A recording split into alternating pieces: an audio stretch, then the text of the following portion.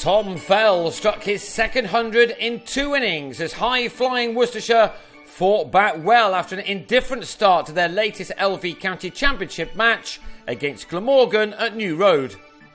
Daryl Mitchell batted after winning the toss, which gave Richard Oliver a chance to bat for the first time in a first-class match.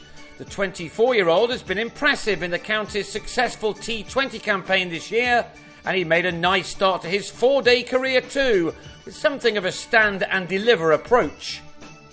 Mitchell began this match needing 80 runs to complete 1,000 in the championship this year, so putting him down, as Jacques Rudolph did here in the slips, was not ideal for Glamorgan.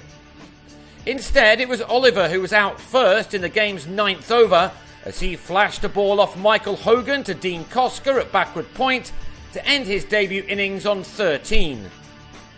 That brought in Moeen Ali, the only England player allowed to show off his talents in this round of LV County Championship matches. He started as we probably all expected after that remarkable innings at Headingley last week. But Rory Smith did what the Sri Lankans couldn't by having Ali caught off a top-edge pull, under which Chris Cook judged the catch well. Ali was out for 10. Smith delivered the best over of his career in not only removing the England man, but also Mitchell, who 2 balls later cut the Scot to Kosker to go for 15, with his side on 39 for 3. The home side would not have been too pleased with the mode of any of the dismissals to date, and they would have now looked to try to calm things down a bit. That's just what Fell was able to do. He hit his maiden first-class 100 in his last championship knock, an excellent 124, which helped his side defeat Leicestershire at Grace Road. The 20-year-old has obviously picked up a lot of confidence from that knock. He initially received support from Alexei Kavezi, a man who's also been in good form of late, and one who also scored a ton in that win in Leicester. He'd made a steady 21 here in an hour and a half, when he edged Hogan behind with a total on 93 for 4, a start which the Welshman would have been very happy with indeed. But that was to be their only success for some while, as Fell and fellow young Tom, Kohler Cadmore, showed a maturity beyond their years by recovering what was a rather worrying situation against a Glamorgan side which has not given up on its own promotion hopes. After struggling for runs at the start of his championship career, Kohler Cadmore is now also finding some form. He hit his first 50 in that game against Leicestershire and was soon going along nicely again, while Fell looked in great touch. On a day when the man responsible for forming the talents of so many players at Worcestershire, Damien D'Oliveira, very sadly passed away at the age of only 53, his legacy was there for all to see. The players had only been informed of his untimely death shortly before the start of this match, and this was a perfect way to respond to that devastating news. Fell was at his 50 off 125 balls with a sharply taken single off Kosker. Mark Wallace switched his bowlers around to try to break this developing partnership.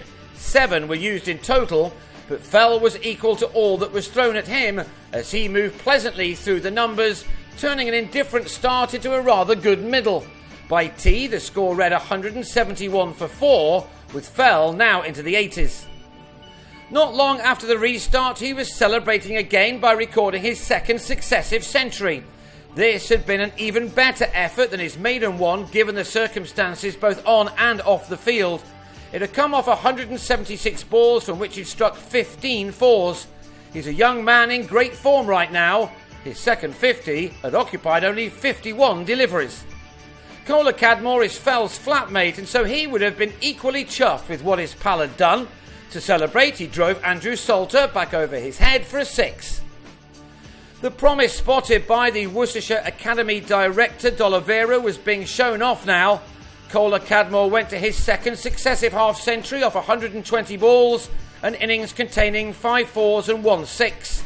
These two had dragged their side out of an uncomfortable situation with 2 excellent knocks. Next up, it was a case of beating the career bests, both set in their last innings, which simply emphasises their form at the moment. Kohler Cadmore did move past 56, while the fantastic Fell went beyond the 124 he made last time out.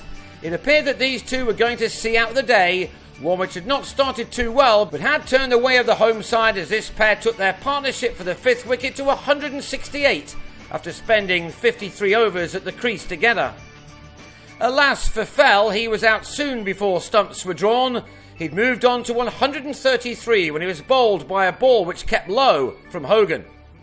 Jack Shantry came in to protect Kohler Cadmore for the remaining 3 overs, so the day ended with Worcestershire on 266 for 5.